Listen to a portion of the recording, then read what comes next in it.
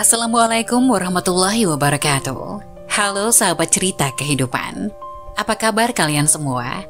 Syukur alhamdulillah kita bisa berjumpa lagi di channel ini.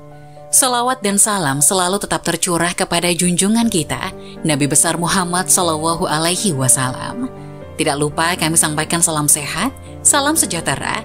Semoga kita semua tetap dalam lindungan Allah Subhanahu wa Ta'ala. Seperti biasa, kita akan berbagi kisah dari yang unik, menarik, sampai bikin nangis. Semoga bermanfaat.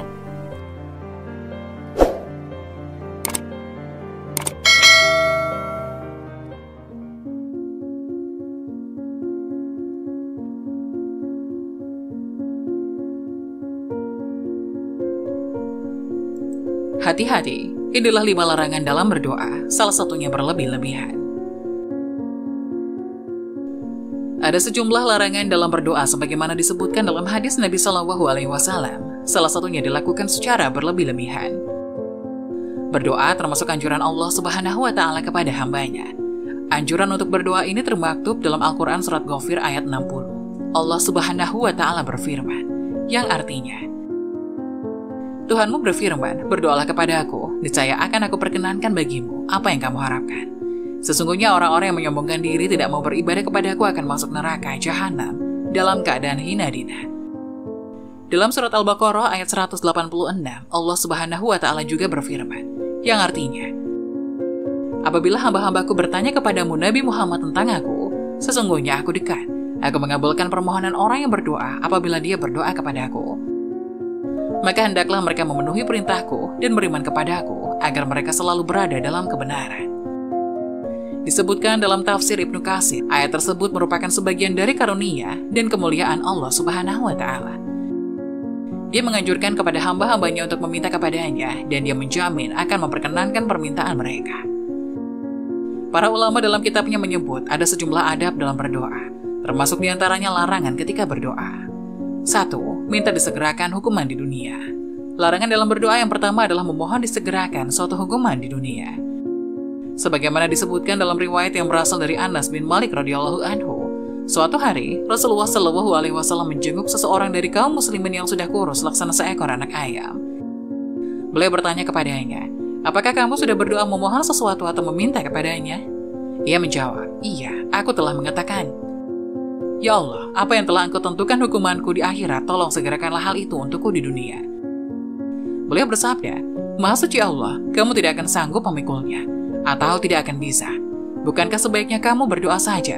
Ya Allah, berilah kami kebaikan di dunia dan kebaikan di akhirat, serta jagalah kami dari azab neraka. Anas bin Malik radhiyallahu anhu mengatakan, setelah beliau mendoakannya kepada Allah Subhanahu wa Ta'ala, orang itu kemudian sembuh. Hadis riwayat Muslim. Kedua, berlebih-lebihan dalam berdoa. Larangan yang kedua adalah berlebih-lebihan dalam berdoa.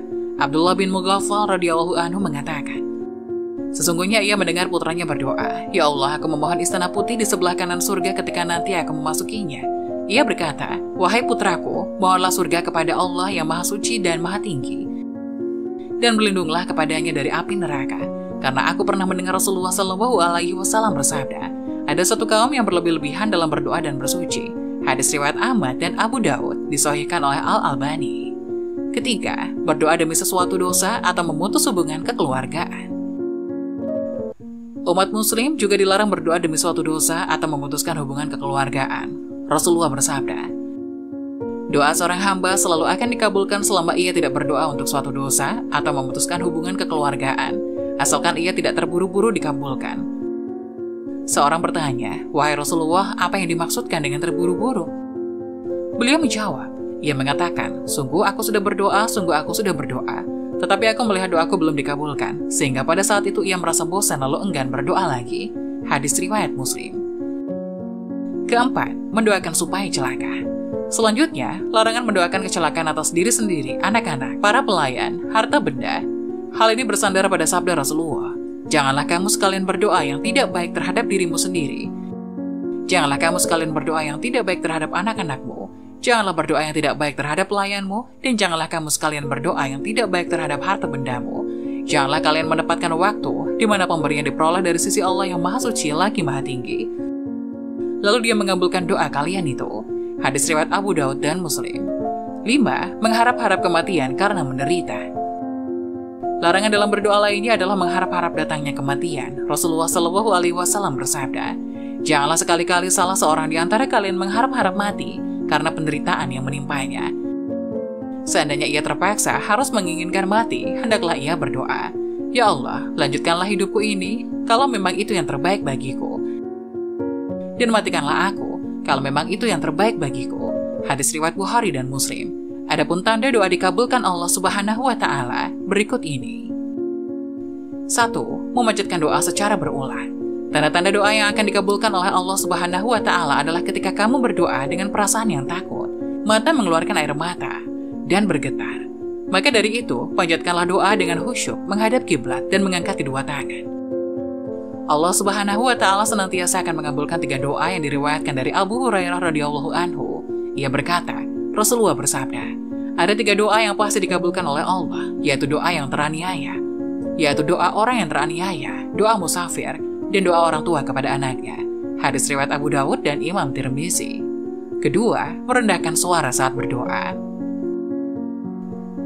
Saat berdoa, kamu bisa mengucapkannya dengan suara yang rendah dan samar-samar. Gunakanlah suara yang lembut dengan niat sepenuh hati. Hal ini ada dalam surat Al-A'raf ayat 55, yang artinya, berdoalah kepada Tuhanmu dengan rendah hati dan suara yang lembut. Sungguh dia tidak menyukai orang-orang yang melampaui batas. Ketiga, memiliki keyakinan doa akan terkabul. Setiap doa akan dikabulkan dengan caranya masing-masing. Allah Subhanahu wa Ta'ala akan mengabulkan doa yang kita panjatkan setiap harinya, baik dikabulkan di dunia atau di akhirat. Dalam hadis riwayat Ahmad dijelaskan, hati manusia adalah kandungan rahasia dan sebagian lebih mampu merahasiakan dari yang lain. Bila kamu memohon sesuatu kepada Allah, maka mohonlah dengan penuh keyakinan bahwa doamu akan terkabul. Allah tidak akan mengabulkan doa orang yang lalai dan lengah. Hadis riwayat Ahmad. Kamu harus yakin bahwa doa tersebut akan segera dikabulkan. Tingkatkan keyakinanmu dalam doa agar melahirkan sugesti dan dorongan yang kuat dan baik. Fokus dalam berdoa hingga menemukan titik jawaban dari Allah Subhanahu wa Ta'ala.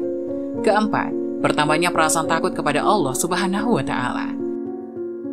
Bertambahnya perasaan takut pada Allah Subhanahu wa Ta'ala akan membuat doamu terkabul.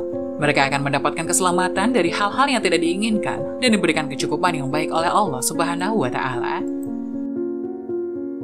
Bisa dipastikan orang yang memiliki perasaan takut kepada Allah adalah umat Islam yang beriman.